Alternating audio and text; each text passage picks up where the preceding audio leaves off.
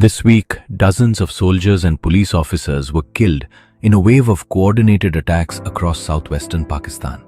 It's the latest chapter in a conflict that's been running for nearly 80 years, one most people outside the region have never heard of.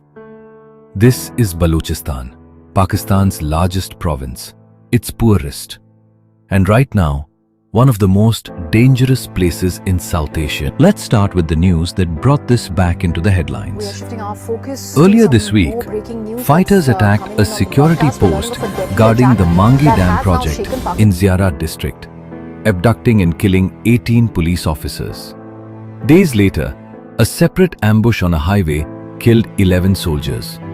Pakistan's military says the death toll since Monday has hit 42 people, including 4 civilians, and that security forces killed 54 fighters in response. The military spokesperson didn't mince words, warning the attackers. "We will chase you, we will hurt you." And this isn't isolated. Back in late January and early February, Pakistan saw one of the deadliest weeks in the province's modern history.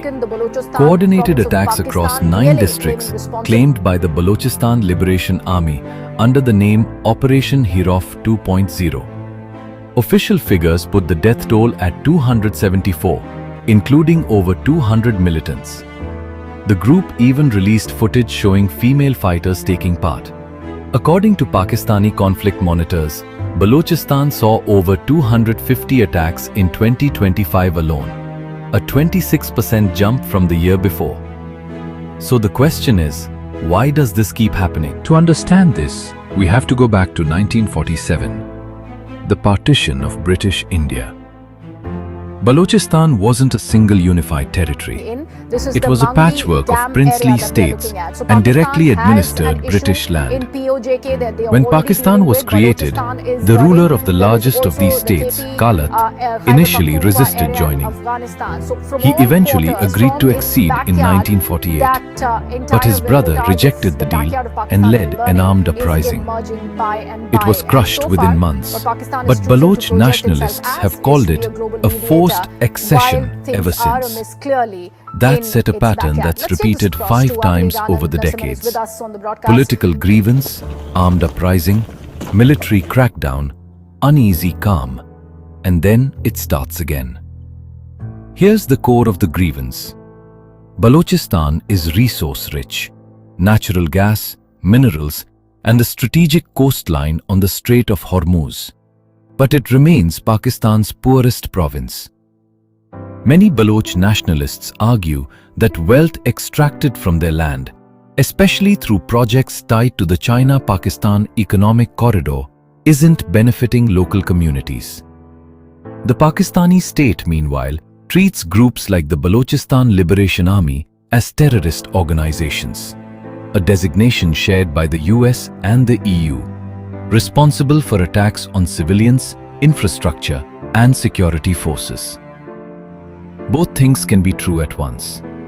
Real economic and political grievances and a militant campaign that has killed large numbers of civilians.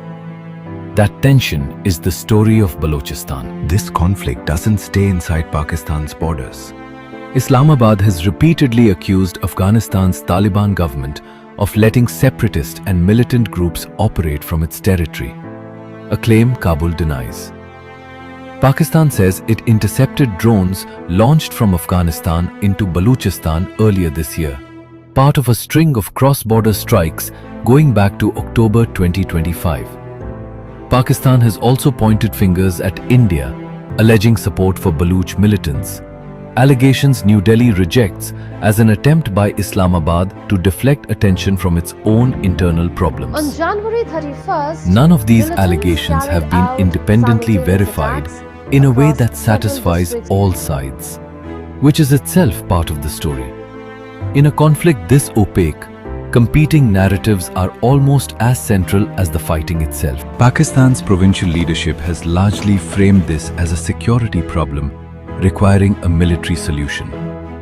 After the February attacks, the Chief Minister of Balochistan said plainly, that the answer lay with the military, not political And dialogue. first of all, about this But latest regional attack that has, analysts been, pushed back on the that. responsibility of which has been Their taken argument, by the BLA. this is And fundamentally what are you a learning political from the problem, sources in Pakistan? and Where is force where are alone these 50? can't fix What it. has been done of them Local by the fighters BLA? know What the has been terrain better watched, than but this security only forces. shows up- They shows don't need to how win battles, fiercely just organized strike and occasionally to motivated expose the BLA or gaps the in Baloch state Liberation control. Army are now, because in the And last when the state 72 governs hours, this through is the fear second such rather big than attack, trust, because over the weekend, communities stop the BLA cooperating, had gone ahead and intelligence dries up, and the cycle continues. There are real disagreements here. More security operations versus political negotiation, greater provincial autonomy versus central control, and reasonable people, including Baloch civilians themselves, land in different places on this. We are not going to tell you which side is right. But understanding both arguments is the only way to actually understand why this conflict hasn't ended in 80 years. Balochistan rarely makes international headlines outside of these spikes of violence. But the underlying conflict never really stopped. It's shaped by colonial-era borders, resource politics, regional rivalries, and decades of unresolved grievance on both sides. If you found this useful, subscribe for more breakdowns of conflicts the mainstream news rarely explains in full. And let me know in the comments, what region should we cover next? Pakistan's provincial leadership has largely framed this as a security problem requiring a military solution. After the February attacks, the Chief Minister of Balochistan said plainly that the answer lay with the military, not political dialogue. But regional analysts pushed back on that. Their argument, this is fundamentally a political problem, and force alone can't fix it. Local fighters know the terrain better than security forces. They don't need to win battles, just strike occasionally to expose gaps in state control. And when the state governs through fear rather than trust, communities stop cooperating, intelligence dries up, and the cycle continues. There are real disagreements here. More security operations versus political negotiation, greater provincial autonomy versus central control, and reasonable people, including Baloch civilians themselves, land in different places on this. We are not going to tell you which side is right. But understanding both arguments is the only way to actually understand why this conflict hasn't ended in 80 years. Balochistan rarely makes international headlines outside of these spikes of violence. But the underlying conflict never really stopped. It's shaped by colonial-era borders, resource politics, regional rivalries, and decades of unresolved grievance on both sides. If you found this useful, subscribe for more breakdowns of conflicts the mainstream news rarely explains in full. And let me know in the comments, what region should we cover next?